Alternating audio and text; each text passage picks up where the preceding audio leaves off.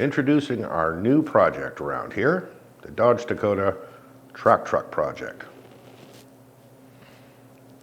The hell was I thinking?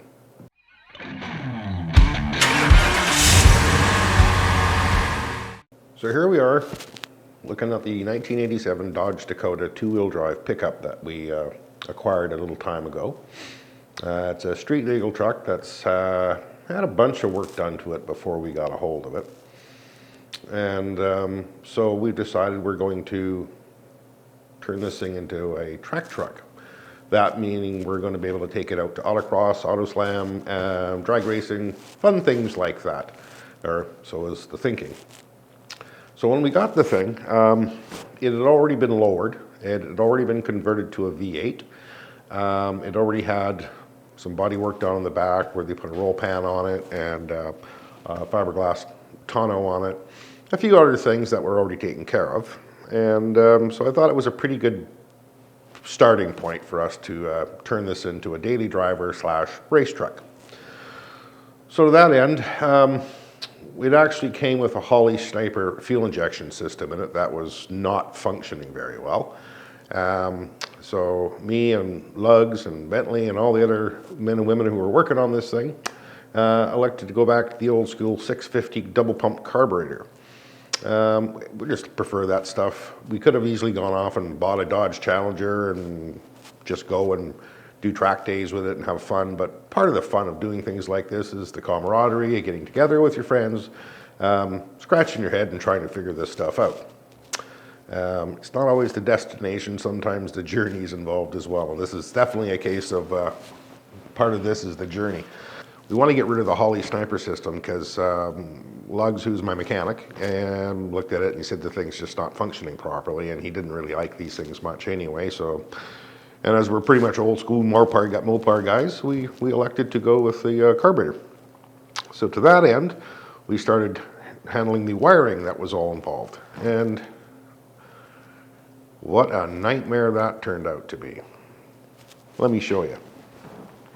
So as you can see, this is a bloody rat's nest.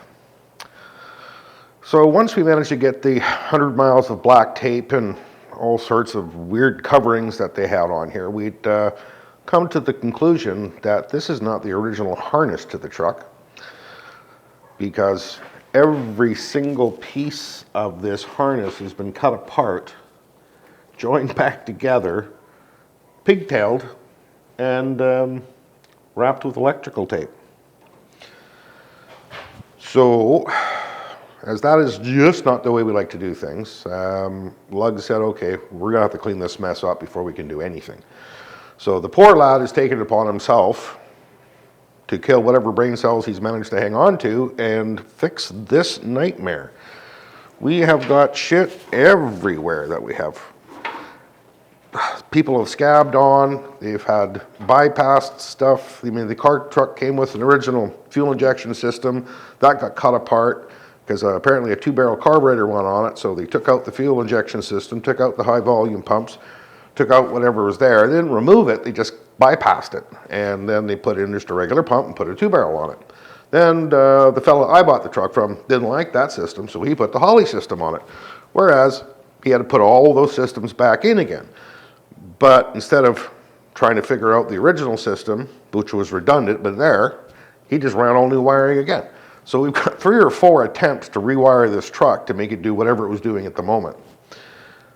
Yeah, we don't like that. So obviously the first thing we're going to do is clean up this mess, make it reliable, proper, waterproof, and keep all the systems, as we still want to be able to drive this truck on the street to car shows and to other events and just have some fun with it.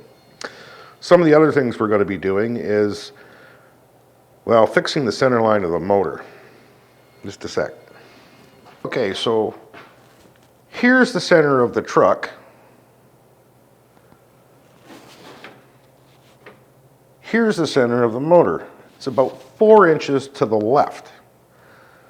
Not a great way to balance out a vehicle if you want to trick this thing slalom racing or any kind of racing for that matter.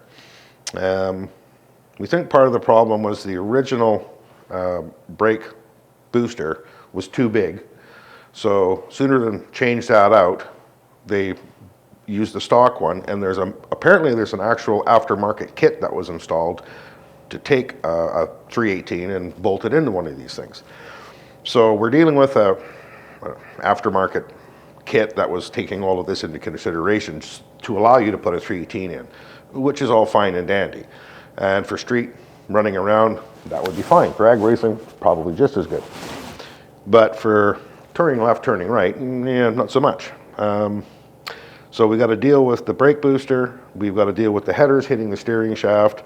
We're going to transfer this thing from the original aftermarket mounting system to what's called an engine plate system. So the factory motor mounts are going to be deleted. The aftermarket brackets will be deleted, and we're going to have a plate that goes on the front of the motor to allow us to swivel it this way, and then we'll weld mounts to the frame rail, so it'll be solid mounted, no rubbers. And we're going to switch out the vacuum booster for probably a 7 or an 8-inch aftermarket system.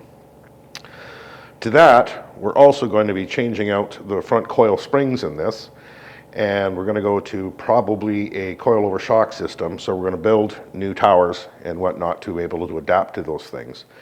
Bunch of other things we got coming down the pipe. We're going to be taking out the the fuel tank.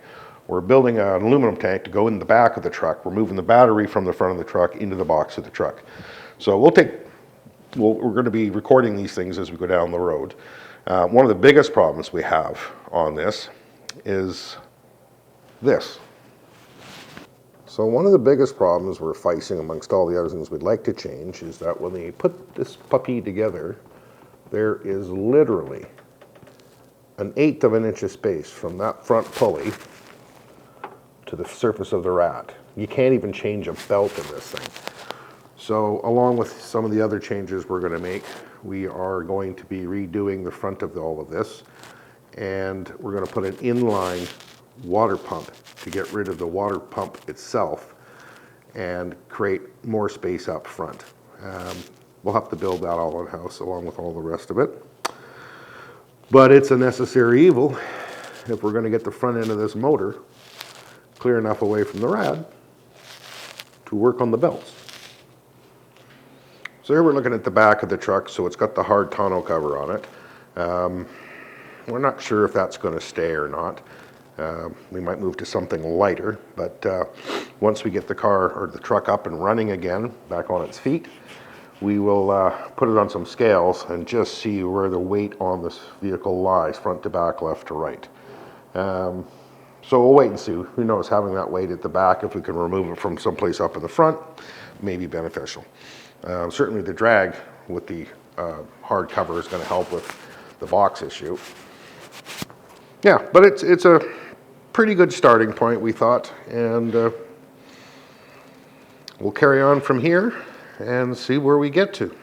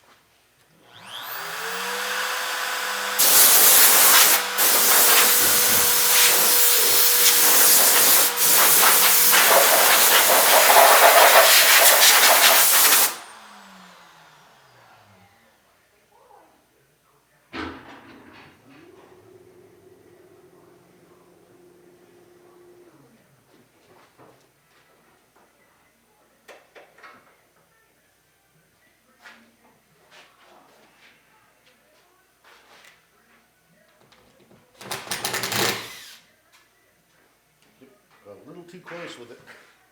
Did you nick it? Yeah. Well, now we got a screw with a flat set on it. Well, you can put a wrench on it. Oh yeah, there you go. Always looking at the positive.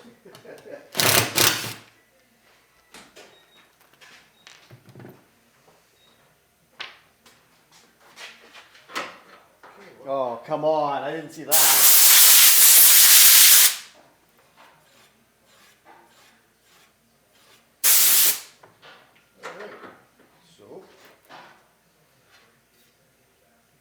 Looks good.